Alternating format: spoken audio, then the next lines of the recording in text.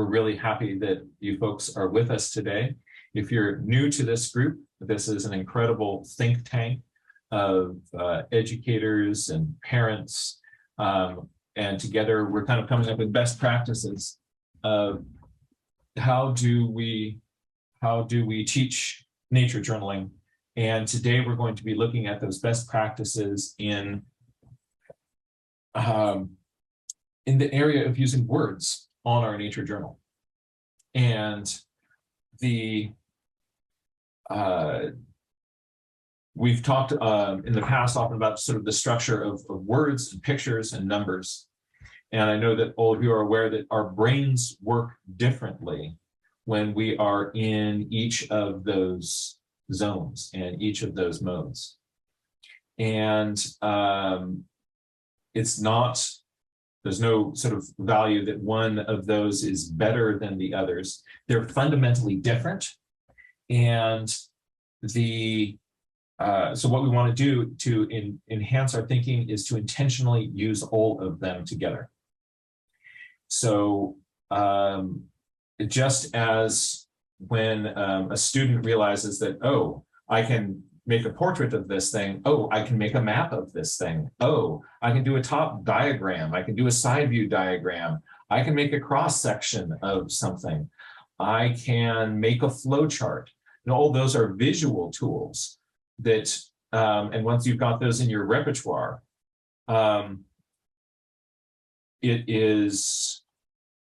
it's really, really powerful. And we can do the same thing with words. Maybe one way to start might be just thinking about strategies for using words. And then I'll also, I don't want to forget. Oh, actually, maybe I'll just sort of lead and I'll sort of just tell you something that's on my mind. And because if I get it out, then I won't forget it. And then I can leave space open for other things. But I came up with a new nature journaling activity involving words and wanted to tell you guys because I tested it with a bunch of kids. And it rocked. All right. So let me just, I'm going to geek out for a second. So here's a cool words activity. I had this wonderful opportunity to be with a small group of students and Melinda Nakagawa in Monterey, and we were at a beautiful, beautiful spot. And we had done a little bit of nature journaling. And I taught this on 2 different days. And so each day I did a different version of this activity and they both worked.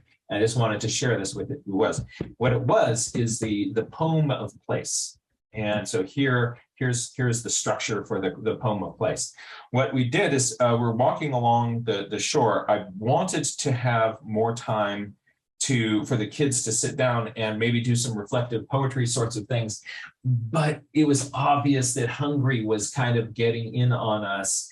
And so I thought, all right, we need to do something that we can do that will that will not take too much time, that we can do while we are walking to lunch, because there's a specific area where they wanted you to eat. We had to get there to eat our food. Hungry is happening. So what are you going to do? I wanted them not just to kind of walk along the trail and stare at the heels of the person in front of them.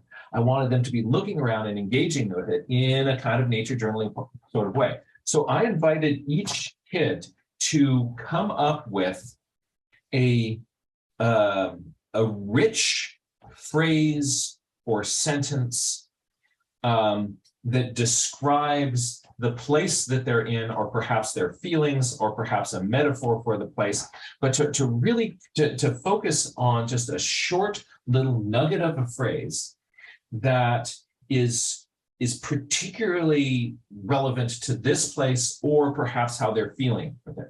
I reminded them that they've got, I notice, I wonder, it reminds me of, so that gives you observations. It could be metaphors. You could, your thing could be a question, if that is what's, but whatever is sort of salient for you in that place. And then I invited them just to kind of, as we're walking along the trail, kind of smith it a little bit to kind of refine that little phrase. And we did this for, it was maybe 7 minutes as we walked along the coast. We got to the lunch spot, everybody spread out for lunch. And then what I did is I walked around during lunch and I wrote down each person's phrase. And then I noticed there are several ones that were kind of relating to the waves, and I took those and reorganized them so they're in this kind of wave area. Others were relating to the birds and the sky, and I kind of put those together. So I rearranged the order of these, but I didn't change the wording of them. And I turned it into a poem. And so each line in this poem was something that came from the kids specifically about that place. And they were just like, and then I said that, you know, there's a poet who has written a poem about this place. And I read them the poem that they had made. So at some point they hear their line kind of crystallized in this larger poem. And the thing just, it came together really well.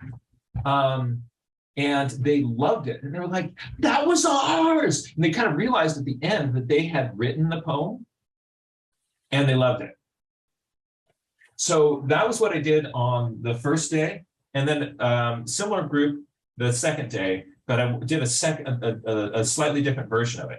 The original prompt was the same. And then I got them together in small groups. Actually, it was a larger group this day. So it was a larger group. They then got in smaller groups so that I knew you'd have enough lines, but not an overwhelming number of lines. And each group had a leader who was then tasked with writing all the lines down. And then as a group, they reorganize it to create their own poem. And then they and titled their poem. And then we, at the end of the day, we had a poetry slam where the either one representative from the group got up and read the poem that their group had created, or in another case, all the kids got up and they just passed the book along the line and each kid read them. After hearing the first person sort of read something, we kind of gave them a little bit more instructions on reading the poetry and to kind of idea of drop it like it's hot and to not read your poem kind of from a quiet little place of kind of, but to these are really, really rich words. And what you want to do is you want to express that as you're doing spoken word. And so I just coached them a little bit about reading a poem with power and presence. And so just invited them to step into that space, kind of own this space in front of here and like let it come out. And all the kids after that, these were fifth graders, they just lit it up. And so those were two versions of this same activity. And it was really, really fun. So Angel is sort of making a connection between this and some narration with Charlotte Mason. Could I bring you in to sort of share your thoughts about that? I'm going to add you into the spotlight here. And hey there. Hi, how are you? I'm doing really well. How are you? Good, good. So yeah, as soon as you were, that's an awesome idea, by the way. I love it. I will be stealing it. This just reminded me of narration, something like you said, Charlotte is a big, huge part of Charlotte Mason. So her thought was, you know, a child reads a book or a poem or anything, and they retell it back to you. And they're going to remember so much more having retold it back to you than if they just didn't. Same thing with us. Like if I read a chapter in a book or if I see a movie, it's exciting to share, you know, if someone who hasn't seen the movie, what the movie was about, and you remember it more after you retell it back. So what you described is nature narration. I mean, you're retelling what you saw using rich language. And I thought it was a really cool way how you kind of combined it all, everyone's narration into one. That was a really neat idea. And then there's less pressure on any one person. It's like I'm not, you know, capital P poet. But then from your group to come out and they your word comes out and the person is just like emoting it with power, and the waves, right? And the creator was talking about the waves when he's talking about the waves. You know, the kid who did it, they had their voice sort of come in waves, and then there was this repetition with it, and then, you know, and then the wave came again. And they're like, wow, that was crazy. It was a full-on poetry slam.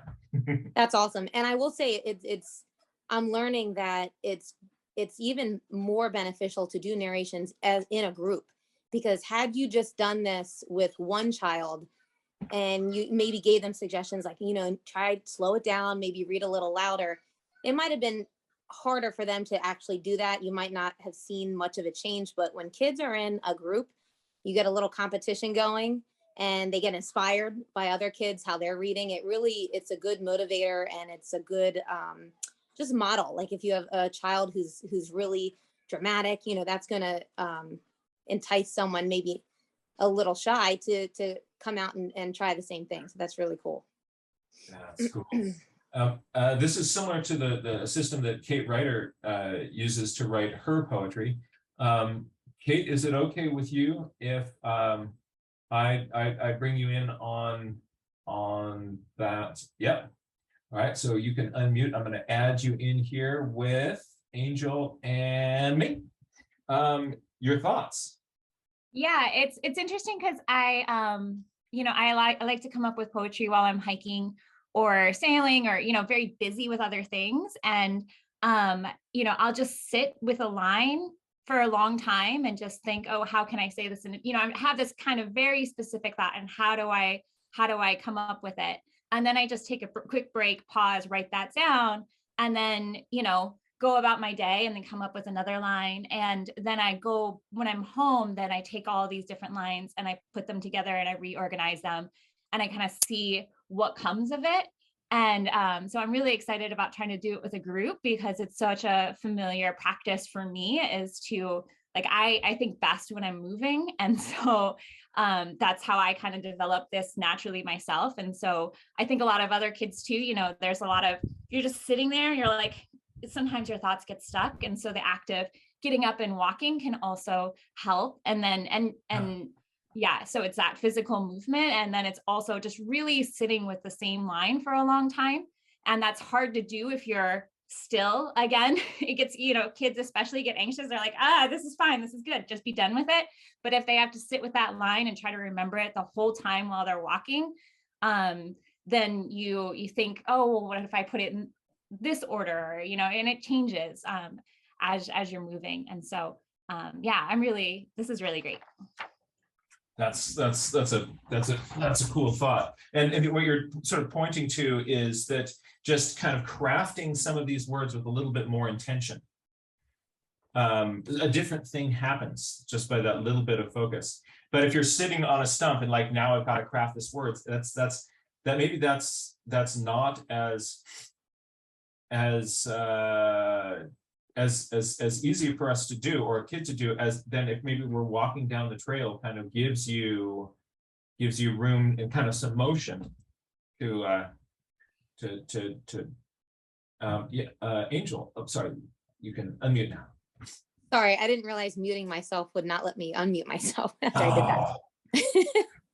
that. So I was going to say, another thing, you telling them to do this before they started walking gave them intention and a reason to pay attention, rather than wait till the end and say, oh, by the way, what did you notice? What can you think of that you saw on the way back? So I think that's important too. Like with narration, in my own home, I will tell Jack and Ben, get ready. At the end of this, I'm calling on one of you to retell what you heard. Rather than wait till the end and ask them. So they know, all right, I better pay attention because I need to share something. So that really, if you set the intention, I feel like that really helps. Yeah, and this also just sort of to tie into the thing with the narration, like everything else we do, it gets better with practice and ends up being really, really important. We realized recently that our two daughters, like if you'd say, like, tell me what happened today. They're really bad storytellers. But I remember when I went to the Charlotte Mason conference, they were doing this thing where you sit around and like, you sort of tell us what happened. And the kids who had been narrating for a long time already had this framework in their heads of like, what's the overall arc of what happened? What do I want to introduce first? And like, here's some evidence pieces in it. Like that structure of the story was actually even built into what they're doing because they had had so much practice with narration. That's the thing. It's an art.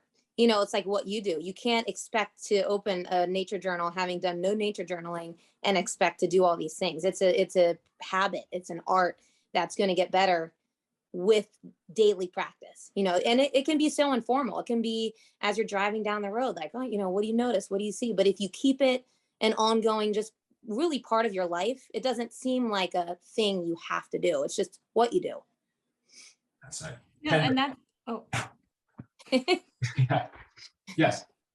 No, that's such a good point, because I think like for me as like a private practice, it's you know, the more I like what you were saying is that if you set the intention before you go, is that, you know, if you're going on a hike and you said, oh, I'm going to go to the lookout and then I'm going to write a poem, your mind is blank. But if you set the intention at the beginning of the hike, okay, I'm going to sit down and write when I get there, and so I'm going to be composing it as I'm moving and as I'm walking. And again, like what you said, like, you know, the more you practice and the more you do it and the more you get into that mindset of, you know, of crafting and storytelling, yeah, the easier it gets. So yeah, you know, this whole words thing ties so beautifully with the narration idea from Big CM, right? I'm going to bring in Eleni on this conversation as well. Hey there, thank you so much for being with us. It's just great to see everyone. And once again, you've landed on a topic that just excites me a lot. And this is a setting where I can do that and it's not weird. That's right. That's right. So two things, two initial things. I'm very much reminded, I dropped it in the chat, of this notion of chance operations, which is a way of generating poetry that is independent of the ego of the poet. So for example, you grab a paragraph and you invite yourself to circle every fifth word. And then you have a list of allegedly random words. And then you create something from those words. And so this thing called chance operations, for folks who might not have heard of it, it started with the Dada movement, with artists who were dealing with automatic writing and all kinds of stuff in the surrealism school. So if we hold that thought on one side and we go back to nature narration, which I just think is fabulous, the chance operations can be a way to help oneself and also one's students of whatever age to get unstuck.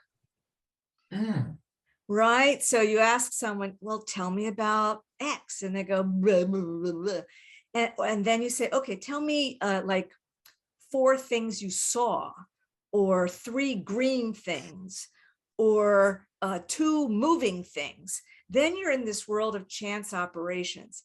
So this conversation is very stimulating for how I can help my students who get stuck. You know, make a list of 5 moving things, 2 green things, and then circle every 5th one or every 10th one, and then trade words. And you can generate lots of ways to come up with the words that then you're going to put in your quote unquote poem. I just love that Jack, that you invited your students to do this on the way to the picnic table. It just sort of, it's just brilliant. But so you just, but that's, I guess, the advantage of like being out with a group of kids again, which was also crazy for me. Yeah. Right? It was so nice. But when you get to, when you're there live with real kids, you can test any kind of harebrained idea you have. Like, I wonder how this would work. So that's cool, because also then what I want to kind of also to highlight something that you did of like just getting stuff on paper, getting some stuff down. If I found in the past, if I said like, here, write a poem, then everybody goes, right. Oh my God. But if you already have a bunch of observations down and questions down, and it reminds me down, and then you can prompt people like, can you come up with, any juicy phrases or really kind of rich, deep words for this place. Let's write those down on our page too. So you just get stuff down.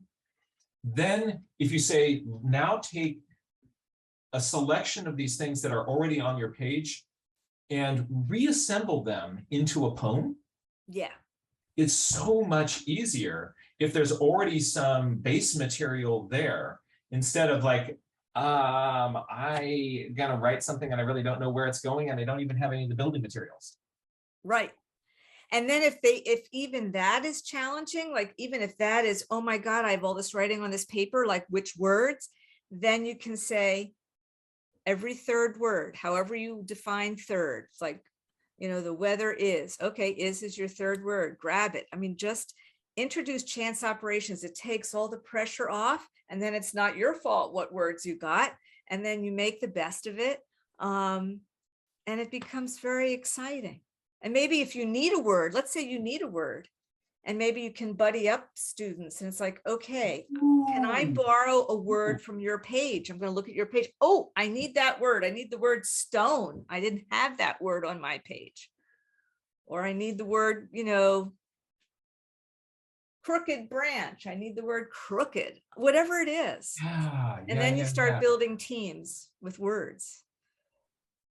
So share ideas and inspiration pre-poem and use each other's resources. So that idea of like, you see somebody like, oh, that's a really cool way of doing a diagram. We don't want to say to ourselves, oh, you did that cool diagram. I can't do that in my nature journal because then it's not original. It's not my thing.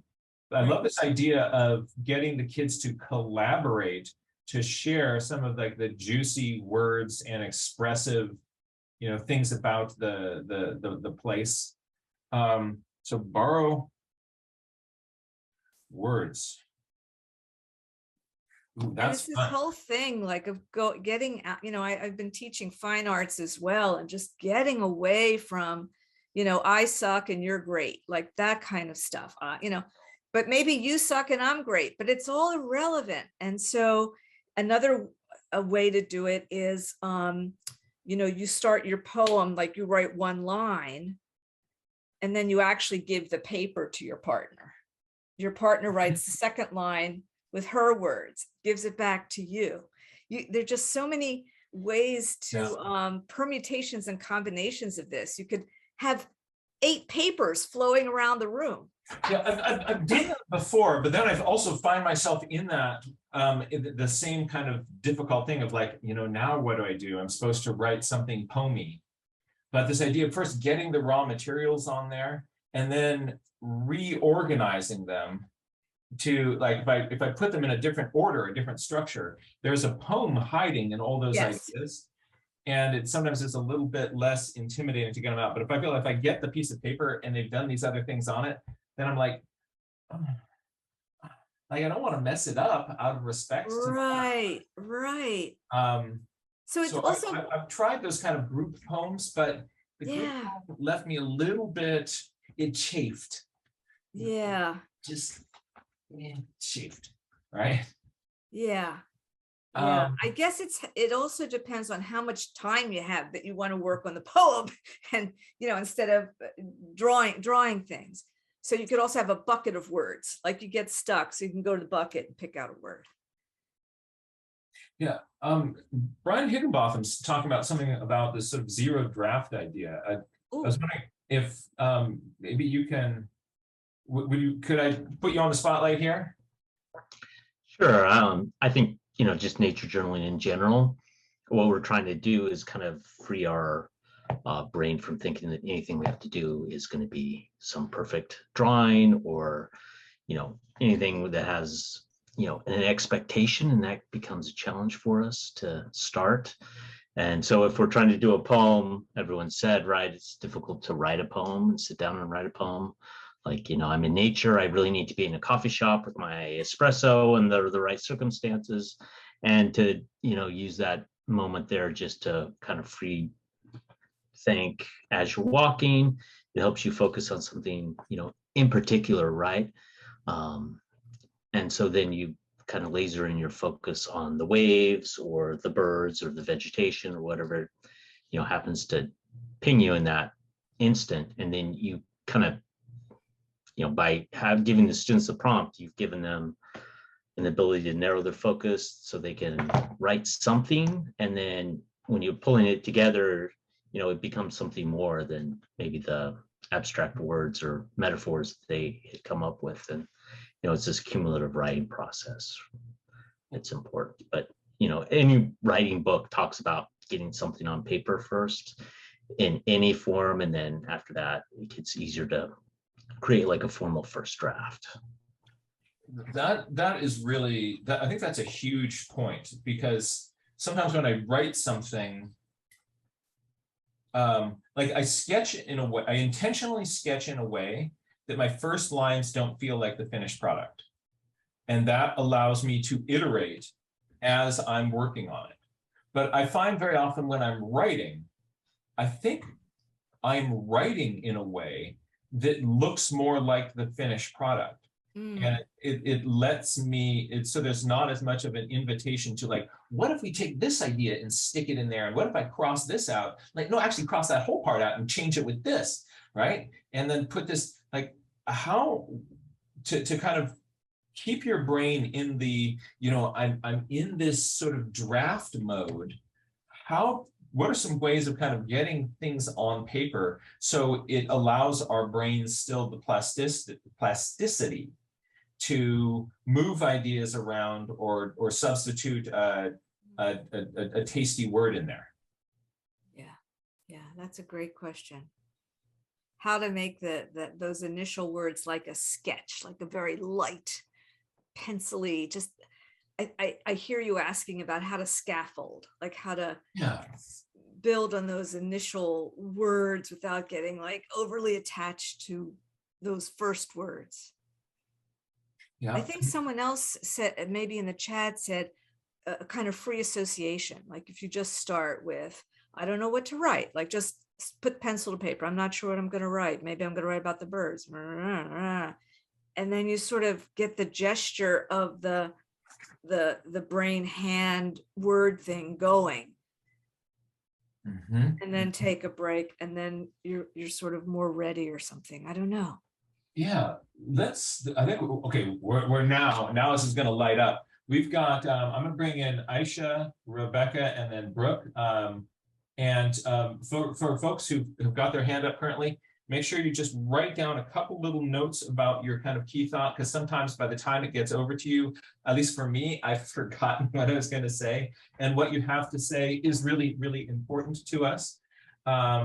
So I am going to add in Aisha. You can now unmute. Hi there. Hi, thank you. This has been fun.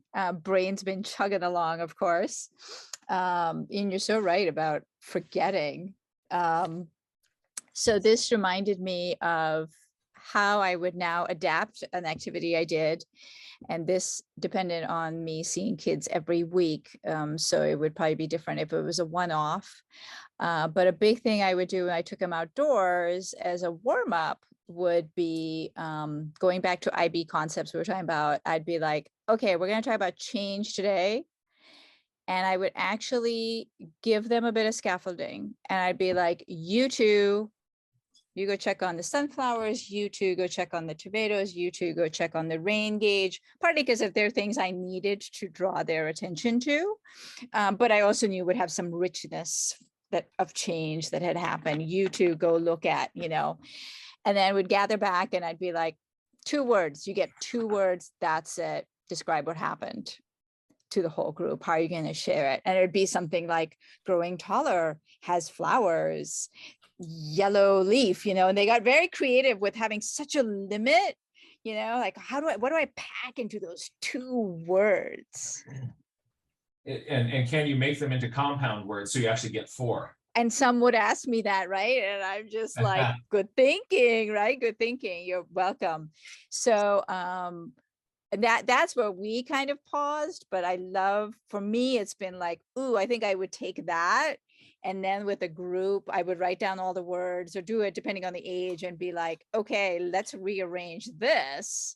Small groups take all these combos and what kind of poem comes out of this? What order do we like? And along with change, of course, I like the idea. I was thinking of like connection, right? It's so important when we're out in the natural world. And it's just like, I might even give them the prompt of what connections are you making here? And again, you get 2 or 3 words or a phrase, you know, whatever. I'd fool around and be like, everybody gets that. And then we work with that and use your idea, Jack, and start creating a poem of the place. But we've focused in perhaps sometimes what their words are about, you know, or it could be just senses like Avea was saying. But I kind of like the idea of trying a category like change or connection and kind of getting them into that kind of thinking at the same time. And so their poem is kind of about change, or their poem is about connection, or, you know, or perspective, you know. Yeah, that in the next generation science standards, there's a sort of set of ideas called cross-cutting concepts, and change is, you know, one of those. The connections is another one of those. Although they express them a little bit differently. Yeah, but it's the same idea. Yeah, if you can then you can have a whole conversation around one of those, and what you end up talking about, looking at the same phenomenon, what you end up talking about the kids is different if you're sort of using structure and function as your framing versus stability and change as your framing.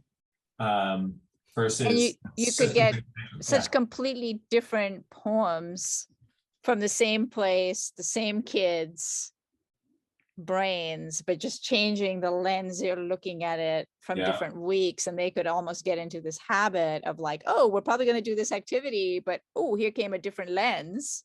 And now we're going to get cleverer with our 2 words or our 3 words, because now we understand what's happening with it.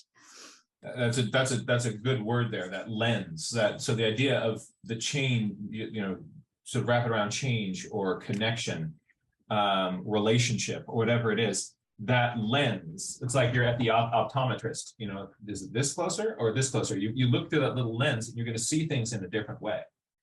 And so so then there's sort of, maybe I'm now sort of thinking of sort of 3 different ways to go. One is, and they're not mutually exclusive, of course, you know, there's the direct observation. When I'm noticing, you know, I notice, I wonder, it reminds me of as prompts. Doing those out on the physical phenomenon or the object or the place that you're in. And then also using those 3 prompts, I notice, I wonder, it reminds me of, to go inward, as we did at the start of this workshop, where we invited ourselves just to kind of look at what was kind of going on in here, because that is really important to who we are. And if I miss that, then I'm going to miss an essential part of this experience. So yeah, I notice, I wonder, it reminds me of, can be both used externally and internally. And then you also have this tool of these different lenses that you can put in there just to kind of shake up the whole Etch-a-Sketch. That's really cool.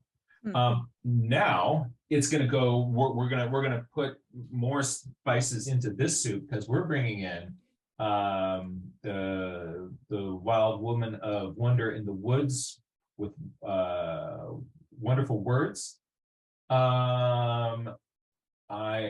Let's see, I want to mute, and we're bringing in Rebecca. Aisha, thank you so much for that. Hey there, good to see you. Hi, good to see you. Yeah, so earlier I mentioned in the chat about doing like stream of consciousness. This is kind of going back to that thought of like, how do we stay in draft mode? How do we, you know, keep that kind of flexibility, not putting so much pressure on ourselves? So in the writing workshop Wednesdays, which I haven't been teaching lately, but something that I like to do a lot there is really just encouraging everybody to do a stream of consciousness kind of writing based on the prompt. So like literally whatever thought comes into your head, you just write it down. You're not editing before you're putting it down on the paper. And also being really clear that like you don't have to share this with anybody if you don't want to, because that can be really vulnerable. Things, whatever comes up. But to know it's like, hey, this part is just for you. It's up to you when and if you want to share things or what parts you want to share. Because something that I notice in myself, like this is kind of my own process, is that whether it's for nature journaling or whether it's for if times I've tried to write a story or something, it's like a little thought or a little spark of something can kind of come into my head, but it's like, oh well, that's not really a fully formed thought or idea. It's just a little thing. It's not even really important enough to bother writing it down. Like I'll wait until I have a real idea, then I'll write that down. But the thing is that you've got to catch that while you have it, or you're just going to forget it. And then when you do write it down and you just keep following that train of thought, it can lead to so much more than I ever expected. It's like, oh, here's this little tiny observation or tiny thought or feeling. And then it's like, oh, wow, that actually led to all this, which I didn't even know that I was thinking. And it really helps to develop your thoughts. So I think it can be a really great way to go from just kind of the surface level observation or the information that we're taking in with our five senses when we're observing a phenomena, and then really following that to a much deeper level of like, here's what I think about this. Like, here's, whether that's questions or thoughts, or I just think there can be such more of a richness to it. And also, like you were just saying, Jack, I think, your thoughts are a part of you. They're your perspective. Like you're bringing that with you. That's totally unique. Your life experience, whatever else. And you're going to think, you're not just going to notice different things, but then you're going to think different things about those things than anybody else does. And so I think that's really important for that to be expressed and to be acknowledged. And like when you say nature journal is a way to put your brain on paper, I feel like this fits in perfectly with that. So another thing is that I think also there's really two different kind of things going on here when we're talking about using words or writing in our nature journal. And I think it's really important to distinguish, because there's the one first part of the process, which is the like exploring, like expanding, like just anything you think, developing your thoughts, like getting it all out there, observing as much as you can, thinking as much as you can. And then there's communicating an idea, which is actually something completely different, whether that's creating a poem or telling a story or a narration or any kind of final product. Like that's about communicating your ideas to other people, which I really see as like a separate skill entirely from just developing your own thoughts, learning to listen to your own thoughts.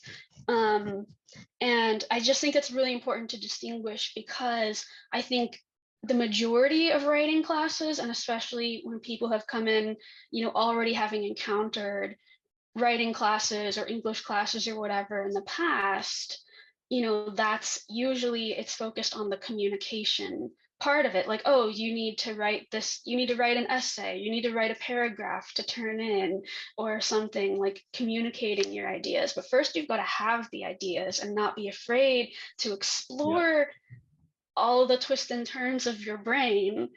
And so you first have got to like expand out as much as possible. Then you can focus in on which pieces of that do I want to share and how do I want to communicate it, and what are the best word choices to use? Like that's like the second step, if you even want to go there, which I think I see as nature journaling. It doesn't even have to include that part. Just for myself, I see nature journaling as existing mostly in the first section. And so I think it's like you have to do a lot to reassure people, because that like, no, this isn't going to be graded. There's no red pen coming out. And as always, your spelling, grammar, everything else, that doesn't matter. Like, don't edit yourself while you're just creating and just thinking. I think it's really the thought I've had before is that, like, being a writer is just being a thinker who writes their thoughts down. And it doesn't have to be any more complicated than that.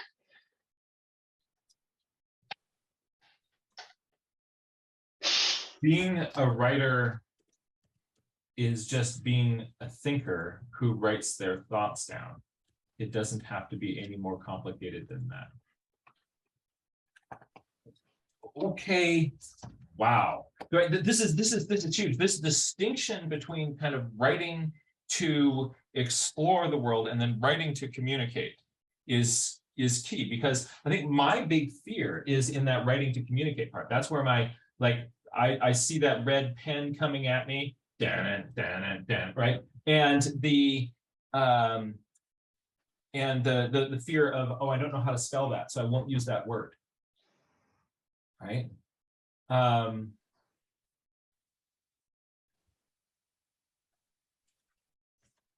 That is huge. Hold on, I need to copy. Evea, thank you for writing that Rebecca quote down.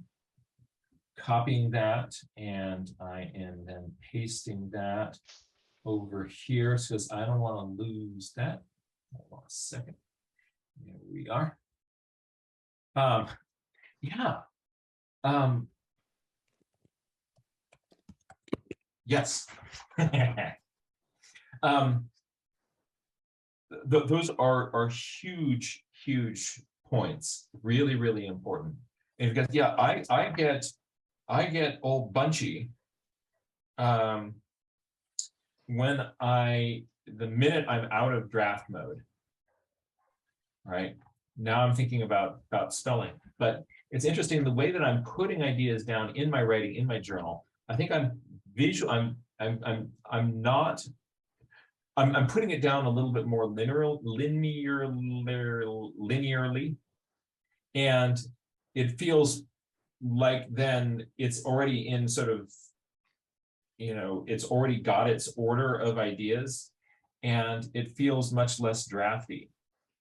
So I love your ideas about just sort of thinking out on paper and letting those, like popcorn, sort of pop up all over the paper. And that the idea then of structuring them and organizing them comes later, which is interestingly kind of what happened with those kids on that activity that I made up, because I just got all theirs down and then I intentionally resorted them and kind of put them into groups of relevant kind of thoughts and stuff.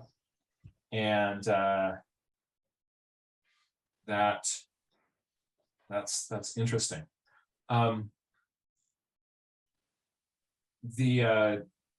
Let's bring Brooke in on this topic as well. Hello. Hey there. I like what everybody's been sharing, and it's making me, tie even more into it as well. There was a mention of limits and how limits can help us. I agree with that. I think once you want to go broad on some things, especially when you're really struggling, sometimes allowing yourself to broaden so that you then find a limit can be helpful. But I was thinking about when I used to write ads, and I would write humorous ads, and I would start with as singular a topic as possible. I wanted to capture the essence of one thing, and I wanted to convey that later on in the message. So I would capture that one thing, and then I would broaden out, and I would think of concepts in the world around me, such as different movies I've seen and themes that I knew other people could relate to. If I said a horse of a different color, you might think Wizard of Oz, and you might think of this awe and how everything is reshaped and different because of Dorothy when she walks into the Emerald City. And so when you could borrow concepts that have been successfully shaped by others and work them into your own stories by doing kind of like this essence concept within free association, it really made for almost like creating a hook. And I like to do that with, you know, I would say just types of like almost like one-liners in a journal page. Because I think if you can find that hook really well, and then later on you can flow into it, if you know, as much as you want. If you do just at a glance see that, but it's loaded with these other concepts that we know how to anchor to very well, you know, such as like from a Harry Potter book or from a movie. And if you describe this couple of group of words from a scene that you know, and then you don't have to reinvent the wheel, you can almost bring that in. I don't know if I'm describing it quite well, but it's the essence, then the free association, and that hook.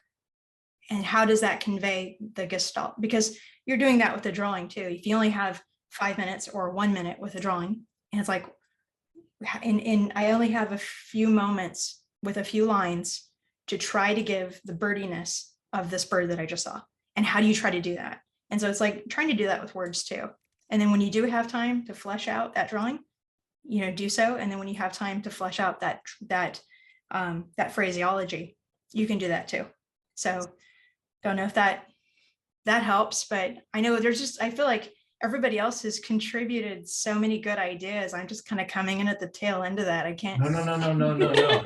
This idea of like, there's this, you want to have, you're driven by a core idea, or that core idea even could be, we're here in Point Lobos and I want to kind of, you know, that's my stimulus. So like you need some stimulus that you're going for that, you know, could be, you know, connection, it could be change, or it could be Point Lobos, right? Yeah. What's the main takeaway? If you had to say Yeah. what you think of or what you feel most when you go to Point Lobos, imagining someone's never been there, they can't see it for you, you know, through your eyes. What do you think of? Do you think of those beautiful trees? Do you think of the sea? Do you think of the variation that you're in the woods at one point and you make this turn and then you just got this blast of sea spray? What's like the feeling you get? What does it remind you of in terms of, you know, if you think beyond nature and you think of things you've seen in stories? And if you're saying, do you remember this time where this happened? And we all can relate to it because it's such a broader, it's a broader story that's already been told. Sometimes that might help if you're just searching for, I want to get this feeling of it, but I don't have very long to write it right now. And this will remind me later of, yeah, this reminds me of this part of a book, or these couple words, just these words alone remind me of this feeling. Or if I could just summarize it down, distill it to just a, you know, if I could take one picture, you know, if you've done the one picture challenge where you can go out and snap as many photos of an area as you'd like, but you're only allowed to pick one or a dozen or so from a vacation. I knew a lady that did that, and she would limit herself to only having, I think, like 10 photos from a whole vacation. Like which ones captured the essence the most of the moment of the vacation that she went on. I don't think I could do that, by the way. Limit it to just 10. Yeah. So I'm writing down my little understanding of your process that you've been describing here, sort of starting with kind of this essence concept, and then you're going to free associate off of that. And then perhaps, you know, we have all those resources and tools, and we can group them, we can reorganize them, we can kind of look for patterns within them. That might send us, you know, right, reframe our core concept, or we can kind of then bring that over. I thought then the next steps, I saw Billy Joe was writing about, it's important to share. Mm-hmm. That sharing that and then reworking that process as on the basis of feedback, have to write feedback into this, might be sort of some kind of a flow of something that feedback. I think that sharing too, then you start to get, just like when you layered the poems, you know, or the lines that each of the children submitted, you started to see a theme, and you were able to, almost like a chart, you know, kind of see which one has the most weight. That can help with that distillation as well, of like, hey, you know what, there's like 30 instances of this word, and there's 15 instances of this. And if you do a word cloud, you know, like those word clouds, I like to do those when I'm researching something, because it tells me like, okay, if you type in, I did this once for nature journaling, just to see like, what are people saying the most about nature journaling? And you do a word cloud and you look at what comes up the most, which themes are repeated the most. That kind of tells you, oh, this is like the number one essence word. This is the number two essence word. And that sharing that Billy Joe was mentioning, that I think is going to get you more, those additional instances, rather than just, you know, kind of stuck in your own mind and you've only got the power of one. So I like that implementation with the sharing is awesome. Now that was fun about you're just kind of mirroring their poems back to them. But when we had the poetry slam, that was even a higher level. Let's bring in Evea on this. Evea, you've been dropping some really hot ideas throughout this. Had you into the spotlight here, and you can unmute. Okay. What I have to share is not nearly as exciting as the discussion we've been having, but it's more back to basics kinds of things in case you have people who are really, really stuck on putting words on their pages. And so it's this idea of having, and a lot of people have already been talking about having categories, because I think that having the categories can, having some sort of limitations, as we've talked about before, can be kind of freeing, because then I think it makes people less anxious, because sometimes when they have too much freedom, they're kind of like, oh gosh, well, what do we put now? And everything just kind of seems a cloud. So some ideas that I had, and these are suggestions I sometimes give, are you have the thing, you have your phenomenon, maybe somebody's more comfortable with doing the drawing. And so then you can suggest people to do describing words as one category of types of words that you use. And if you really want to kind of help narrow it down more, then you can even make it around the 5 senses. So for example, come up with 3 words about this thing that you're seeing. And then, you know, since you can't really, at least that we know, well, some people might be able to taste color, but if you can't taste color, then it's something that you might see, or maybe it's the way that the light catches, I don't know.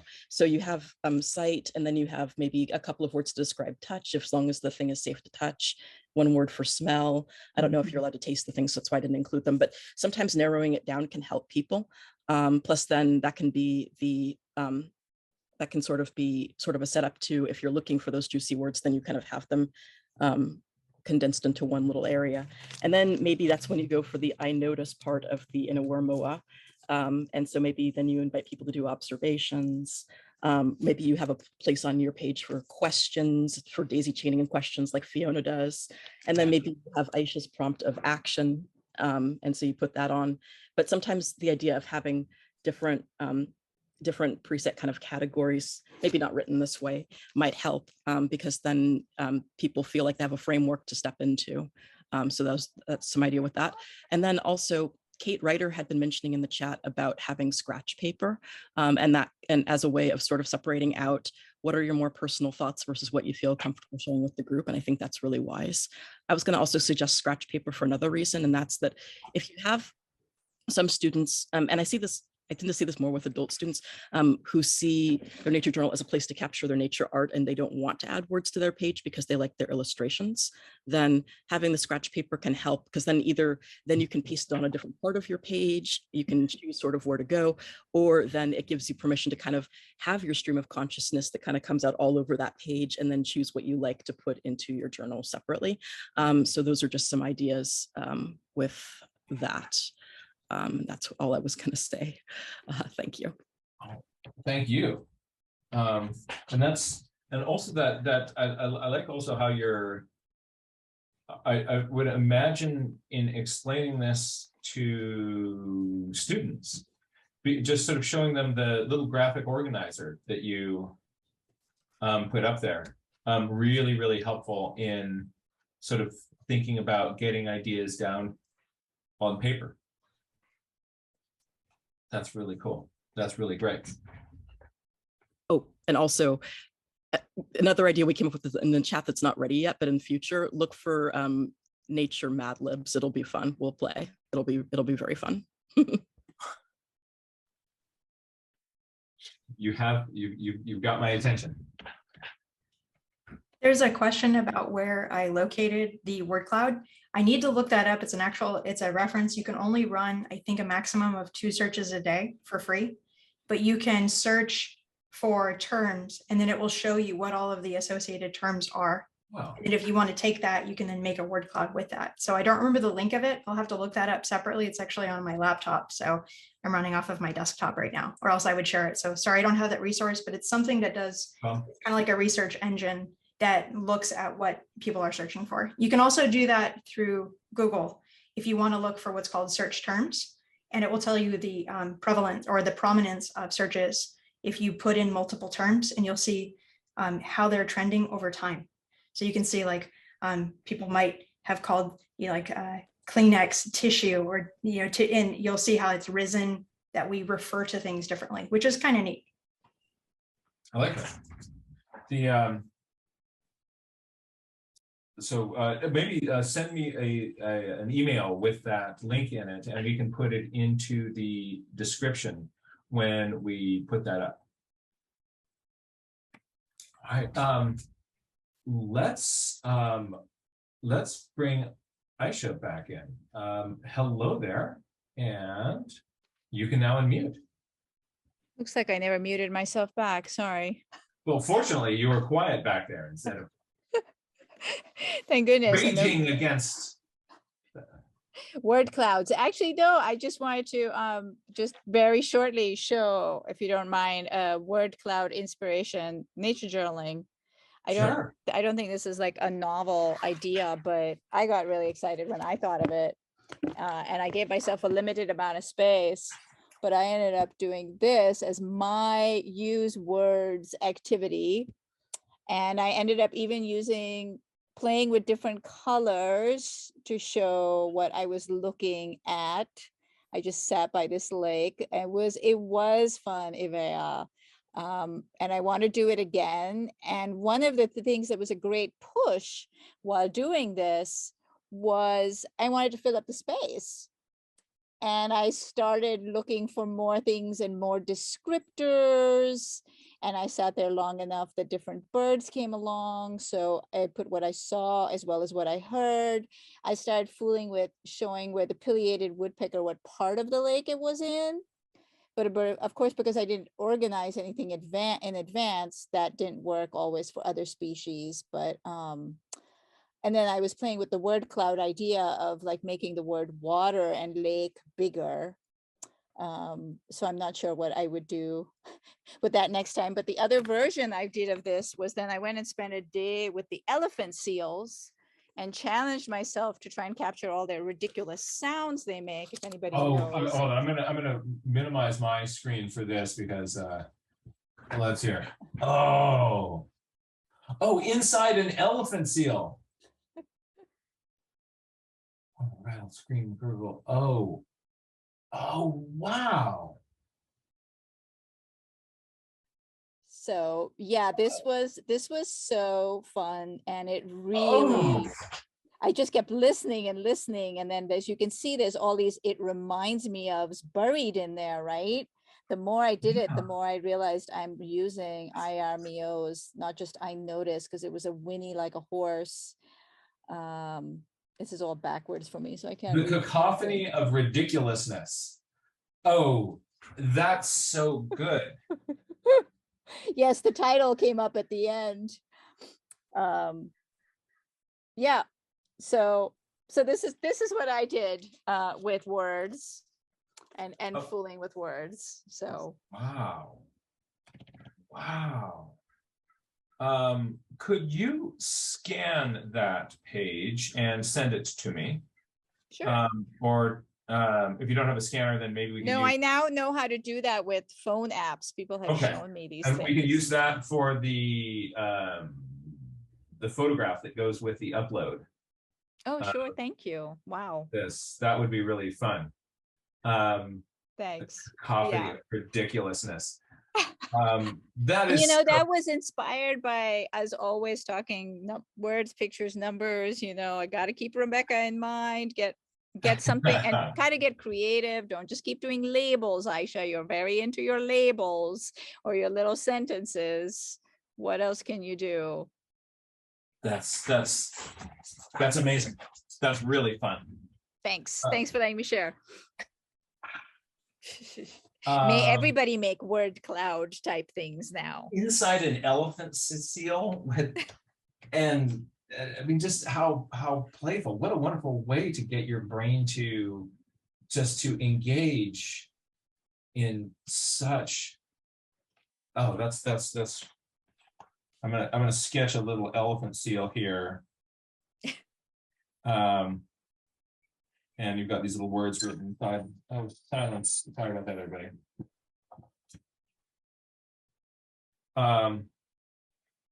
All those little words inside there. That's a crazy idea. And who better to do it with than elephant seals? Like, I don't think I know any other species I don't know if I'll be that able has to. quite that variety, except maybe my cat. Yeah.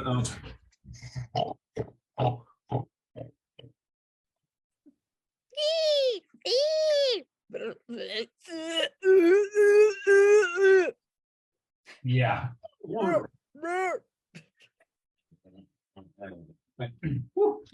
That felt good. Now, so there are so many great ideas that are on the table here. So this all in the context of, just wanted to sort of throw one other idea in here. When we're looking at strategies for how you put words down on page, we saw in that last one in the word clouds, some of them were done in different colors.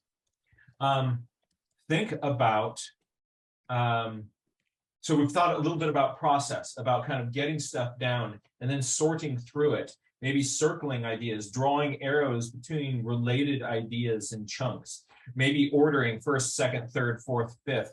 All that can be done on the page. But there's also, if there's a particularly juicy word, you could just go over it again in pen and then it's bold. Also, just be aware that your brain is going to think differently when you think in little phrases versus sentences. Your brain is going to think differently when you work in paragraphs versus bullet points versus labels. So intentionally doing things in adding the words in a different way is useful. When you write bubble letter titles for things, your brain is working with words in a different way. When you're doing a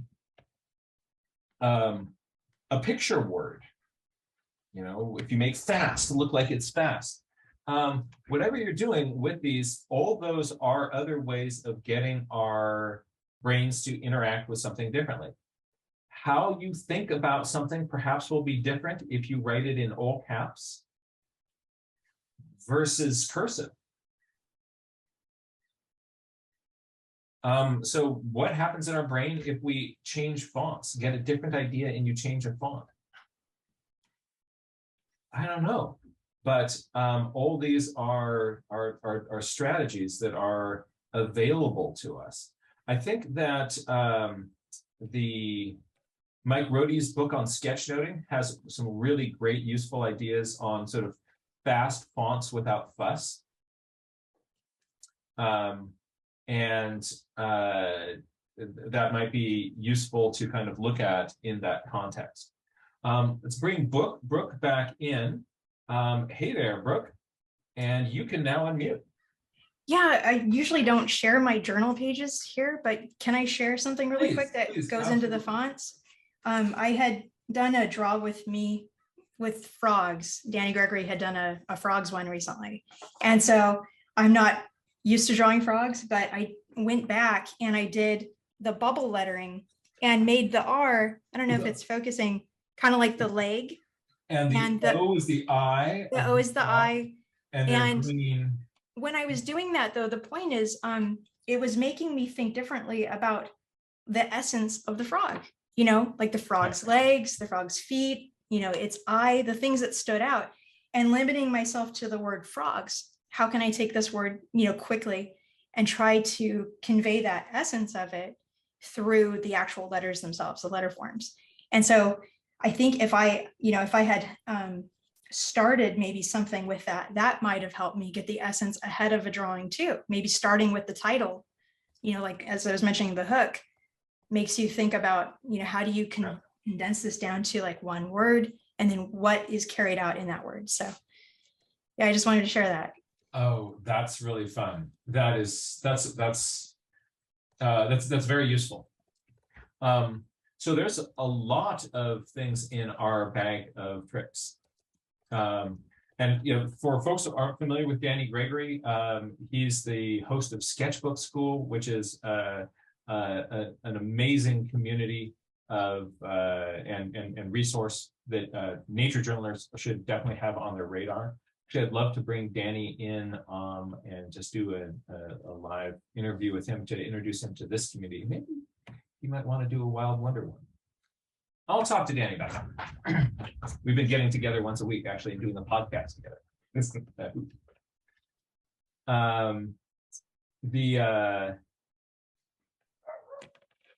So Brooke, thank you so much for that. That frog. So we're going to close up for now, but this topic is far from over. There's so many different directions we could go here. But I hope that this was fun for you, and I hope that you have some real inspirations of things to do differently. I'm going to suggest that after this meeting wraps up, you look back down on your notes and you circle the things that are really relevant, or maybe make them bold, or put a star or little ugly eyes next to the big ones. Get your kind of go back over these ideas, because there's a lot going on in this podcast. I'm going to bring on Avea Moore for just a moment. She's got something cool to show you. Avea, well, first of all, thank you so much for helping manage the meeting. And what do you got there? Oh, just because Angel asked me about Mike Rohde's books, I was holding that for her, the Sketchnote Handbook. And then there's another one called, I think it's called like the Sketchnote Workbook. It's similar, but in orange. I have it somewhere on my shelf. So you can see there's some really awesome, I mean, the entire book is sketchnoted. So you're learning about sketchnoting while looking at sketch notes, which is really cool. Kind of meta. Yeah, very meta.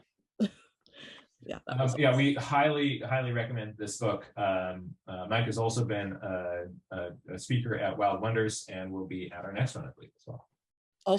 Also, for those who have not yet heard the Art for All podcast with Denny Gregory and Jack, if you have fun with these discussions here in the Educators Forum, it's pretty much like a continuation of those, and you get to listen to Denny Gregory and Jack geek out for like an hour, and it's so fun. I just finished listening to the one on growth mindset. So yeah, highly recommend. 11 out of 10 would recommend. So there. Thank you so much. No, yeah, I've got such respect for Danny Gregory. He's really adding beauty into this world. Thank you. So to wrap this up and round it out, I just have I've got a short poem for you, and it's about finding those poems and adding them into your work. It comes from a sort of a narrative poem that was written by Naomi Shihab Nye. So she's a wonderful Arab American poet, and she was doing a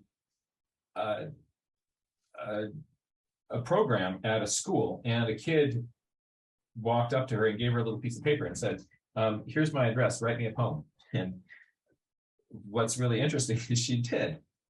So she starts off with just sort of direct observation about this experience, and then takes it with some maybe through some, it reminds me of to a deeper place, and I think it's a relevant idea for us. And the school was Ernest Mann's school, So this poem is called Valentine for Earnest Man.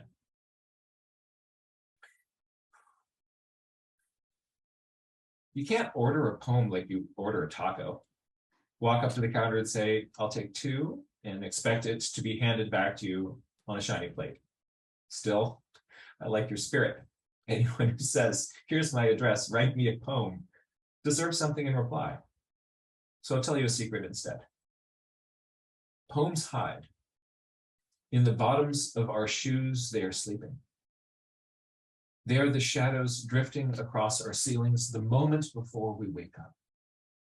What we have to do is to live in a way that lets us find them. Once I knew a man who gave his wife 2 skunks for a Valentine. He couldn't understand why she was crying. I thought they had such beautiful eyes. And he was serious. He was a serious man who lived in a serious way. Nothing was ugly just because the world said so. He really liked those skunks. So he reinvented them as Valentines. And they became beautiful, at least to him. And the poems that had been hiding in the eyes of skunks for centuries crawled out and curled up at his feet. Maybe if we reinvent whatever our lives give us, we find poems. Check your garage. The odd sock in your drawer. The person you almost like, but not quite. And let me know.